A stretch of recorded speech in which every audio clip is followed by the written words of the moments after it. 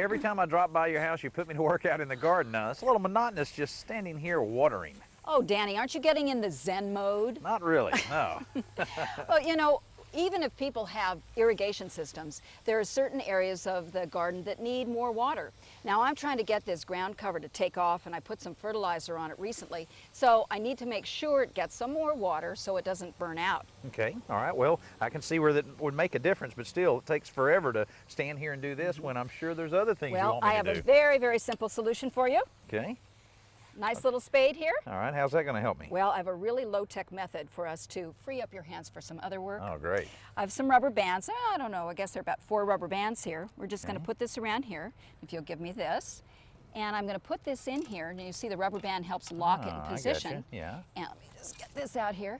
And then we're going to turn this nozzle back on, and voila, an extra pair of hands. Well, that works pretty good, and I guess you always have a spade around when you're doing work out in the yard, and this is a heck of a lot easier than trying to dig up your whole garden, putting an irrigation system in. Well, you know, the other nice part about this, Danny, is because it is so easy to move, I can do just that. And the fact I'm using this kind of nozzle, I can turn it off, Okay. and then move it without getting wet to the next location. Yeah, well, that's a great idea, a real good one. And it frees you up for a little bit more work. Are you ready? Of course, oh yeah. Oh, the rake. Here you All go. right.